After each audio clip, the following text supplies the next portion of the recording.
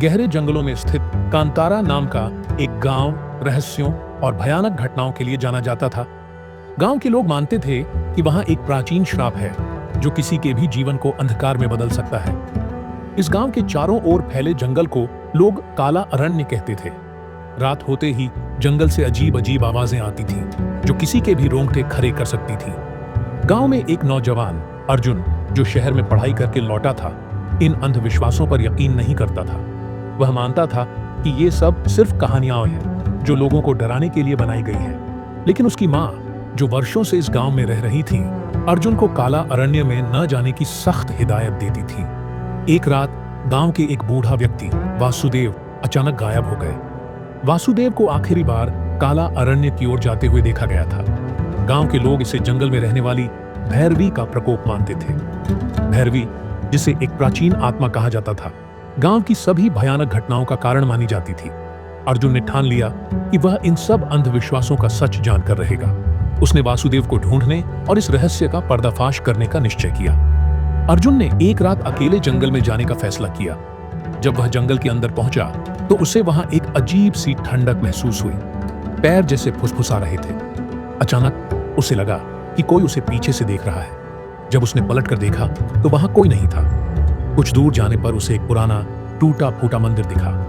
मंदिर के अंदर एक विशाल मूर्ति थी, जो आधी इंसान और आधी राक्षसी थी। मूर्ति के पैरों में खून के धब्बे थे। अर्जुन को वहां से एक अजीब सी सिसकियों की आवाजें सुनाई दी। अर्जुन ने जैसे ही मूर्ति के पास कदम रखा, अचानक वहां तेज हवा चलने लगी। चारों ओर अंधेरा छा गया। एक डरावनी आवाज गूंजने लगी, तुमने यहां आकर अपनी मौत को बुला लिया है। अर्जुन के सामने अचानक एक छाया प्रकट हुई। यह छाया भैरवी की थी। भैरवी ने अर्जुन को अपनी चपेट में लेने की कोशिश की। अर्जुन ने अपनी सारी हिम्मत जुटाई और भैरवी से सवाल किया, तुम कौन हो और इस गांव को क्यों श्रापित कर रही हो? भैरवी ने अर्जुन को अपनी भयानक कहानी सुनाई। वह एक प्राचीन रानी थी जिसे धोखे से मारा गया था। उसके मरने से पहले उसने यह श्राप दिया था कि जो कोई भी इस जंगल में कदम रखेगा, वह उसकी आत्मा को शांति दिलाए बिना वापस नहीं जा सकेगा। अर्जुन ने वासुदेव को ढूंढने की कोशिश की, लेकिन भैरवी ने उसे हर कदम पर रोकने की कोशिश की। उसने अर्जुन के चारों ओर डरावनी छवियां दिखाई। उसे उसके मरे हुए दोस्तों और परिवार की छवियों से डराया। लेकिन अर्जुन ने हार नहीं मानी। उसने जंगल में एक प्राचीन ग्रंथ खोजा जिसमें भैरवी की आत्मा को मुक्त करने का उपाय लिखा था। अर्जुन ने उस ग्रंथ के अनुसार अनुष्ठान किया, लेकिन यह अनुष्ठान भैरवी को और अधिक क्रोधित कर गया। भैरवी ने अर्जुन पर हमला किया। अर्जुन ने अपनी पूरी शक्ति से भैरवी का सामना किया और अनुष्ठान पूरा करने में सफल रहा। भैरवी की आत्मा धीरे धीरे गायब हो गई और उसके साथ जंगल का श्राप भी। लेकिन इस जीत की कीमत अर्जुन को अपनी जान देकर चुकानी पड़ी। उसकी कुर्बानी ने गांव को श्राप से मुक्त कर दिया, लेकिन उसके नाम की कहानी कांतारा के हर कोने में गूंजने लगी। आज भी कांतारा के लोग अर्जुन को याद करते हैं, जिसने अपने साहस से उन्हें अंधकार से बाहर निकाला। लेकिन काला अरण्य अब भी खामोश नहीं है। लोग कहते हैं, जो भी जंगल में गया वह कभी वापस नहीं आया। अर्जुन के बलिदान को कई साल बीत चुके थे। गांव कांतारा में अब शांति थी। लोग धीरे धीरे अपने पुराने डर को भूलने लगे थे। लेकिन काला अरण्य अब भी गांव के लोगों के लिए वर्जित क्षेत्र था। किसी को भी वहां जाने की अनुमति नहीं थी। एक दिन गांव में एक युवा लड़की रेवती अपने पिता के साथ शहर से आई। रेवती का स्वभाव जिज्ञासु था। वह अर्जुन की कहानी से बहुत प्रभावित थी। जब उसने गांव वालों से काला अरण्य के बारे में सुना तो उसकी उत्सुकता और बढ़ गई। रेवती के आने के कुछ दिन बाद ही गांव में अजीब घटनाएं होने लगी। गांव के कुएं का पानी अचानक सूख गया। रातों में लोगों को अजीब अजीब आवाजें सुनाई देने लगी। एक बूढ़ी महिला ने दावा किया कि उसने अर्जुन की परछाई को जंगल की ओर जाते देखा है। गांव के लोग डर से सहम गए। कुछ ने इसे भैरवी की वापसी का संकेत माना, तो कुछ ने इसे अर्जुन की आत्मा का प्रकोप समझा। रेवती को इस रहस्य ने अपनी ओर खींच लिया। उसने काला अरण्य में जाने का फैसला किया। जब वह जंगल के पास पहुंची तो उसे वहां एक पुराना लैंप और अर्जुन की एक टूटी हुई चेन मिली। यह देखकर उसे यकीन हो गया कि अर्जुन की कहानी अब भी अधूरी है। रेवती ने गांव के एक बुजुर्ग वासुदेव जी, जो अर्जुन के समय गायब हो गए थे और फिर लौट आए थे, से मदद मांगी। वासुदेव ने उसे बताया कि अर्जुन का बलिदान भैरवी को रोकने के लिए था, लेकिन उसका आत्मा जंगल में अटकी रह गई है। अर्जुन की आत्मा को शांति देने के लिए उसे एक विशेष अनुष्ठान करना होगा। रेवती ने अपने साथ गांव के कुछ युवाओं को लेकर जंगल में कदम रखा। जैसे ही वे अंदर पहुंचे, हवा में अजीब सी गूंज सुनाई देने लगी। जंगल की हरियाली एकदम काली छाया में बदल गई। एक क्षण के लिए रेवती को लगा जैसे पूरा जंगल जिंदा हो गया है। वे सभी उस मंदिर तक पहुंचे जहां अर्जुन ने अपनी आखिरी लड़ाई लड़ी थी। वहां की मूर्ति अब भी वैसी ही थी, लेकिन उसकी आंखों से खून बह रहा था। रेवती को मंदिर के अंदर एक किताब मिली जिसमें अर्जुन की आत्मा ने अपनी आखिरी इच्छा लिखी थी। उसने लिखा था, भैरवी को मैंने हराया, लेकिन उसकी शक्ति पूरी तरह खत्म नहीं हुई। मेरी आत्मा यहां बंधी हुई है और जब तक भैरवी की छाया पूरी तरह नष्ट नहीं होगी, गांव पर खतरा बना रहेगा। रेवती को समझ आ गया कि अर्जुन की आत्मा को मुक्त करने के लिए उसे भैरवी की छाया को खत्म करना होगा। जैसे ही रेवती और उसके साथी अनुष्ठान शुरू करने लगे, अचानक चारों ओर तेज हवाएं चलने लगीं। भैरवी की छाया ने पुनर्जन्म लिया। उसकी हंसी पूरे जंगल में गूंज उठी। वह और भी अधिक शक्तिशाली हो चुकी थी। भैरवी ने रेवती और उसके साथियों पर हमला किया। जंगल के पैर उनके खिलाफ खड़े हो गए। भैरवी ने कहा, तुम अर्जुन की तरह इस जंगल से नहीं बच पाओगी। रेवती ने अपनी हिम्मत नहीं हारी। उसने अर्जुन की लिखी किताब के अनुसार अनुष्ठान पूरा किया। भैरवी की शक्ति धीरे धीरे कम होने लगी, लेकिन अंतिम क्षणों में भैरवी ने रेवती पर हमला किया। तभी अर्जुन की आत्मा ने प्रकट होकर रेवती की रक्षा की। अर्जुन की आत्मा ने भैरवी को उसके श्राप से मुक्त कर दिया और खुद भी शांति पा ली। लेकिन इस प्रक्रिया में रेवती को भी अपनी जान गंवानी पड़ी। रेवती के बलिदान ने कांतारा गांव को हमेशा के लिए मुक्त कर दिया। काला अरण्य में अब कोई डरावनी शक्ति नहीं थी। गांव के लोग अर्जुन और रेवती को अपने रक्षक के रूप में पूजने लगे। लेकिन काला अरण्य की गहराई में अभी भी कुछ ऐसा है जो पूरी तरह से खत्म नहीं हुआ। लोग कहते हैं, अगर जंगल को छेड़ा तो वह फिर से जाग जाएगा। रेवती और अर्जुन के बलिदान के बाद कांतारा गांव में कुछ समय तक शांति बनी रही। लोग मानने लगे थे कि अब भैरवी का श्राप खत्म हो चुका है। काला अरण्य अब भी सन्नाटे में डूबा था, लेकिन गांव वालों को लगने लगा कि अब उस जंगल से कोई खतरा नहीं है। लेकिन हर श्राप के पीछे एक और गहरी कहानी छुपी होती है। कांतारा का रहस्य अब भी पूरी तरह खत्म नहीं हुआ था। एक रात गांव में अजीब घटनाएं फिर से शुरू हो गईं। गांव के कुएं से पानी काले रंग का निकलने लगा। बच्चों को रातों में डरावने सपने आने लगे और उन सपनों में एक छाया उन्हें अपने पास बुलाती थी। गांव के बुजुर्ग वासुदेव ने कहा, भैरवी तो खत्म हो गई, लेकिन उसकी छाया से भी खतरनाक कुछ और जाग गया है। काला अरण्य के बीचों बीच एक प्राचीन वृक्ष था जिसे अनंत वृक्ष कहा जाता था। इस वृक्ष के बारे में कहा जाता था कि यह सृष्टि के प्रारंभ से ही वहां खड़ा है और इसमें असीमित शक्तियां हैं। रेवती और अर्जुन की कुर्बानी के बाद इस वृक्ष ने उन शक्तियों को अपने अंदर समा लिया था। लेकिन अब यह वृक्ष अपनी चेतना प्राप्त कर चुका था और अपने चारों ओर अंधकार फैला रहा था। गांव के एक युवा विद्वान श्रवण, जिसने शास्त्रों और प्राचीन ग्रंथों का गहन अध्ययन किया था, इस संकट का सामना करने के लिए आगे आया। श्रवण ने बताया, अनंत वृक्ष का श्राप भैरवी के श्राप से भी पुराना है। इसे खत्म करने के लिए सिर्फ बलिदान नहीं, बल्कि आत्मा की पूरी शुद्ध और ब्रह्मांडीय ऊर्जा की आवश्यकता है। श्रवण ने गांव के कुछ साहसी युवाओं को अपने साथ लिया और काला अरण्य के गहराई में प्रवेश किया। जैसे जैसे वे आगे बढ़ते गए, जंगल और भी अजीब होता गया। हर कदम पर उन्हें किसी के फुसफुसाने की आवाजें सुनाई देती थी। पैर जैसे उनके पीछे पीछे चल रहे थे। अचानक उन्हें अर्जुन और रेवती की झलकियां दिखाई देने लगी, लेकिन यह सिर्फ छायाएं थीं जो उन्हें भ्रमित करने के लिए बनाई गई थी। जब वे अनंत वृक्ष के पास पहुंचे तो उसकी शाखाएं किसी राक्षस की भुजाओं की तरह हवा में लहराने लगीं। वृक्ष से गाढ़ा काला धुआं निकल रहा था और उसमें अजीब अजीब चेहरे उभर रहे थे। एक गहरी डरावनी आवाज गूंज उठी, तुमने भैरवी को खत्म किया, लेकिन अब तुमने मेरे जागने का कारण बना दिया। मैं अनंत हूं, मुझे कोई खत्म नहीं कर सकता। श्रवण ने अपनी प्राचीन ग्रंथों से सीखी हुई विद्या का उपयोग करके अनंत वृक्ष को रोकने की कोशिश की।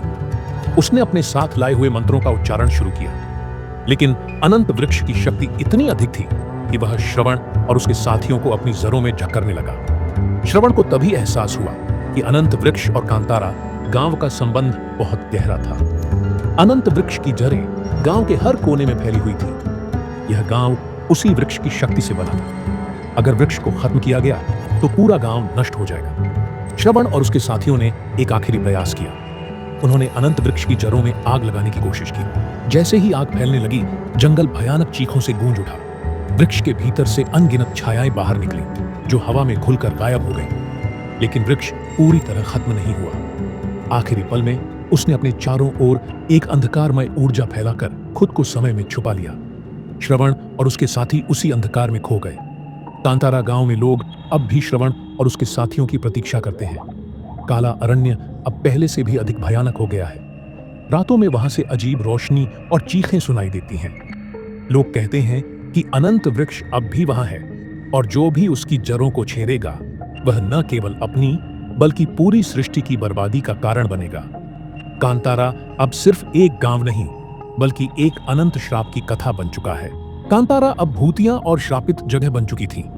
गांव के चारों ओर एक ऐसा घना अंधकार फैला हुआ था जैसे वह किसी दूसरी ही दुनिया से आया हो। काला अरण्य अब एक सजीव दानव जैसा हो गया था। जो भी उसकी सीमा में प्रवेश करता वह कभी लौटकर नहीं आता। श्रवण और उसके साथियों के खोने के कई साल बाद गांव के लोग अब केवल अपनी किस्मत पर निर्भर हो चुके थे। लेकिन काला अरण्य की शक्ति अब पूरे क्षेत्र में फैलने लगी थी। पास के गांवों में भी अजीब घटनाएं होने लगी। एक ठंडी और भयानक रात गांव में एक रहस्यमयी यात्री आया। उसका नाम सिद्धांत था। वह काले वस्त्र पहने हुए था और उसकी आंखें अंधकार से भरी हुई थीं। सिद्धांत ने गांव वालों से कहा, मैं तुम्हारे श्राप को खत्म करने आया हूं, लेकिन इस काम के लिए मुझे सबसे गहरे रहस्यों तक पहुंचना होगा। मुझे काला अरण्य के उस हिस्से में जाना होगा जहां आज तक कोई नहीं गया।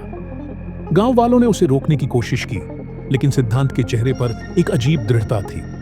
सिद्धांत ने अकेले ही काला अरण्य में प्रवेश किया।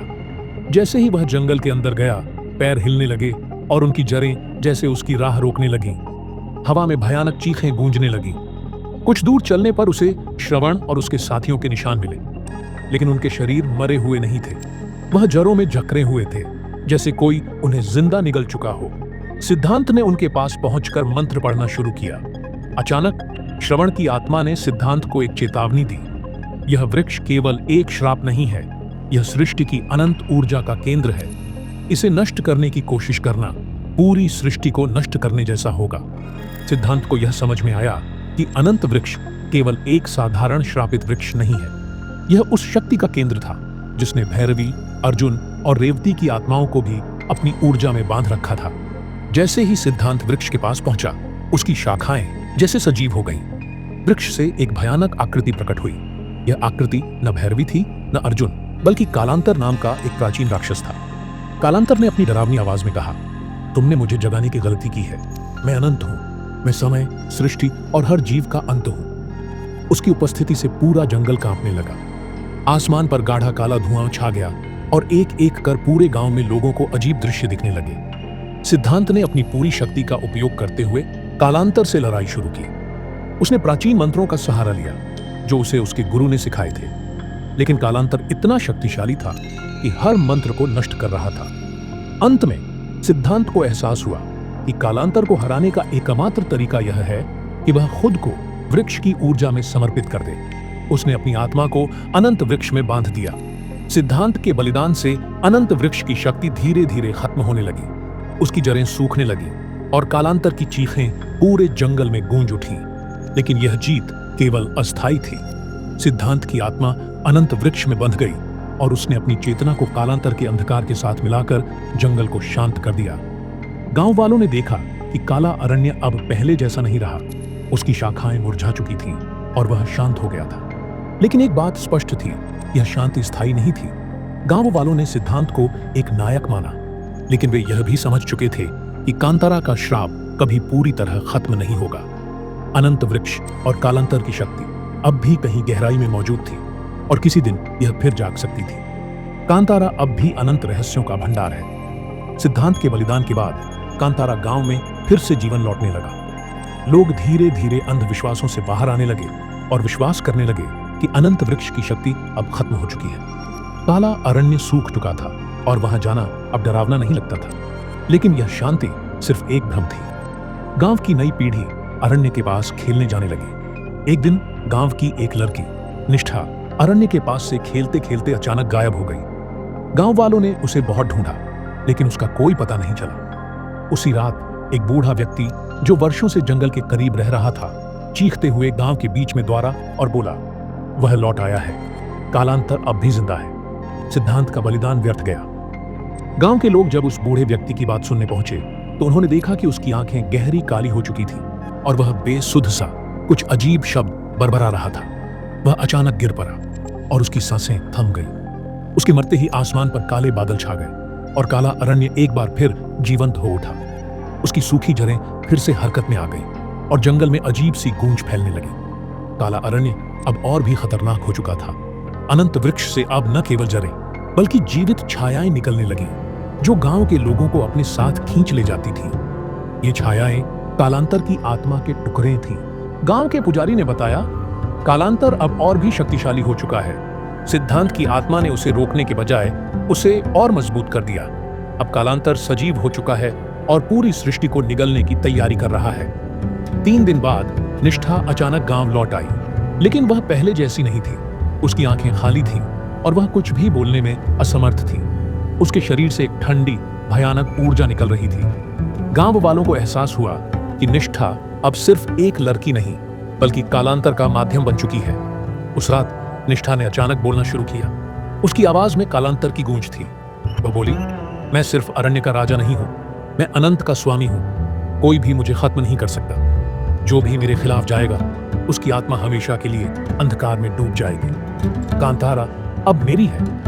गांव के लोगों ने एक बार फिर कालांतर से लड़ने का निर्णय लिया। इस बार उन्होंने गांव के सभी प्राचीन ग्रंथों और विद्वानों को बुलाया, लेकिन उन्हें एहसास हुआ कि कालांतर को हराने के लिए किसी बलिदान या मंत्र से काम नहीं चलेगा। गांव के सबसे बड़े विद्वान ने कहा, कालांतर को हराने के लिए हमें उसके मूल स्रोत तक पहुंचना होगा।